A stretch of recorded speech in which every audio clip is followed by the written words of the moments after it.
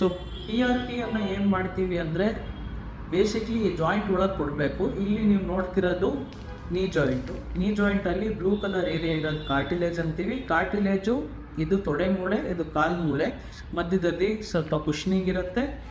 ಇದು ಎರಡು ಜೊತೆಯಲ್ಲಿ ಮೂಮೆಂಟ್ ಆದಾಗ ಸ್ಮೂತಾಗಿ ಮೂಮೆಂಟ್ ಇರುತ್ತೆ. ಸ್ಮೂತಾಗಿ ಮೂಮೆಂಟ್ ಹಾಳಾಗುತ್ತೆ ಯಾವಾಗ ಅಂದರೆ ಏಜ್ ಆದಾಗ ಸ್ವಲ್ಪ ಬ್ರೇಕ್ ಡೌನ್ ಆಗುತ್ತೆ, ಡಿಜನ್ರೇಷನ್ ಅಂತೀವಿ. ಅದನ್ನು ಆರ್ಥರೈಟಿಸ್ ಅಂತ ಕರಿತೀವಿ. ಆಗ ಮೂಳೆ ಹಸಿ ಆದಾಗ ಪೇಯ್ನ್ ಬರೋದು ಸ್ಟಾರ್ಟ್ ಆಗುತ್ತೆ. ಸೊ ಅರ್ಲಿ ಗ್ರೇಡ್ 1 ಗ್ರೇಡ್ 2 ಆರ್ಥರೈಟಿಸಲ್ಲಿ ಜಾಯಿಂಟ್ ಸ್ಪೇಸ್ ಏನಿದೆ ಇನ್ನೂ ಇರುತ್ತೆ. ಅಂಥದ್ರಲ್ಲಿ ನಾವು PRP ಕೊಟ್ಟು ಇದು ಸ್ವಲ್ಪ ಹೀಲಿಂಗ್ ಆಗೋದನ್ನು ಪೊಟೆನ್ಷಿಯಲ್ನ ಉಪಯೋಗಿಸ್ತೀವಿ. ಸೊ ಈ ಹೀಲಿಂಗನ್ನು ನಾವು ನೋಡೋದು ಆಲ್ಮೋಸ್ಟ್ 3 ವೀಕ್ಸ್ ತೊಗೊಳುತ್ತೆ. ಫಸ್ಟ್ ಇಂಜೆಕ್ಷನಿಂದ ಸೆಕೆಂಡ್ ಇಂಜೆಕ್ಷನಿಗೆ 3 ವೀಕ್ಸಲ್ಲಿ ನಮಗೆ ಫಸ್ಟ್ ರಿಸಲ್ಟ್ ಕಾಣಿಸ್ಕೊಡುತ್ತೆ. ಅದು ಆದಮೇಲೆ ಇನ್ನೊಂದು ಇಂಜೆಕ್ಷನನ್ನು ಪ್ಲ್ಯಾನ್ ಮಾಡ್ತೀವಿ ಡಿಪೆಂಡಿಂಗ್ ಅಪಾನ್ ರಿಸಲ್ಟ್ಸ್. ಆರ್ಥರೈಟಿಸ್ ಅಂದಾಗ ಈ ರೆಡ್ ಏರಿಯಾ ಫಾರ್ಮ್ ಆಗುತ್ತೆ. ಅದರಲ್ಲಿ ಏನಾಗುತ್ತೆ ಅಂದರೆ ಪ್ರತಿ ಸತಿ ಮೂವ್ಮೆಂಟ್ ಆದಾಗ ಒಂದು ಮೂಳೆ ಇನ್ನೊಂದು ಮೂಳೆ ಮೇಲೆ ಉಜ್ದಂಗೆ ಆಗಿಬಿಟ್ಟು ನೋವು ಬರುತ್ತೆ. ಸೊ ಈ PRP ಮಂಡಿ ಒಳಗೆ ಕೊಟ್ಟಾಗ ಈ ರೆಡ್ ಏರಿಯಾ ಏನಿದೆ ಅದನ್ನು ಹೋಗಿ ಕವರ್ ಆಗಿಬಿಟ್ಟು ಅದರಲ್ಲಿ ಸ್ವಲ್ಪ ಹೀಲಿಂಗ್ ಆಗಿ ಆ ರೆಡ್ ಏರಿಯಾನ ಬ್ಲೂ ಏರಿಯಾ ಥರ ಮಾಡೋಕ್ಕೆ ಹೆಲ್ಪ್ ಮಾಡುತ್ತೆ. ಸೊ PRPನ ಮಂಡಿ ಒಳಗೆ ಕೊಡ್ತೀವಿ. 2 ನಿಮಿಷದ ಕೆಲಸ, ಕಾಲು ಎಳ್ಕೋಬೇಡಿ, ಆಯಿತಾ? ಮೆತ್ತಿಗೆ ಕೊಡ್ತೀವಿ. ಸೂಜಿ ಒಳಗೆ ಹೋದಾಗ ಮಾತ್ರ ನಿಮಗೆ ನೋವಾಗುತ್ತೆ, ಅದಾದಮೇಲೆ ಏನೂ ಆಗೋದಿಲ್ಲ.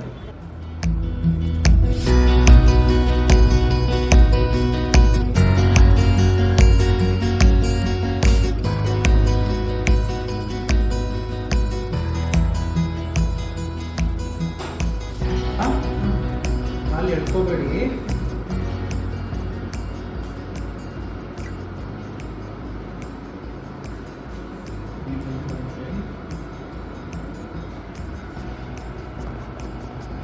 ನೋವಾಗ್ತಿದ್ಯಾ? ಏನೋ ಒಳಗೆ ಹೋಗ್ತಿರ ಅನಿಸ್ತಾ ಇದೆಯಾ?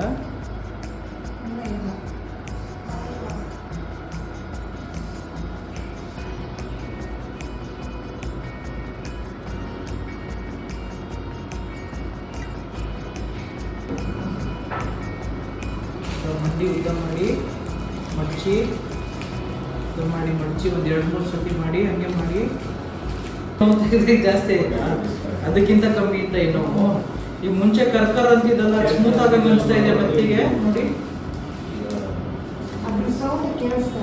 ಅಲ್ಲ, ಕರ್ಕರ್ ಅಂತ ಫೀಲಿಂಗ್ ಇತ್ತಲ್ಲ ಮುಂಚೆ, ಅದು ಸ್ವಲ್ಪ ಕಮ್ಮಿ ಅನಿಸ್ತಿದೆಯಲ್ಲ ಈಗ.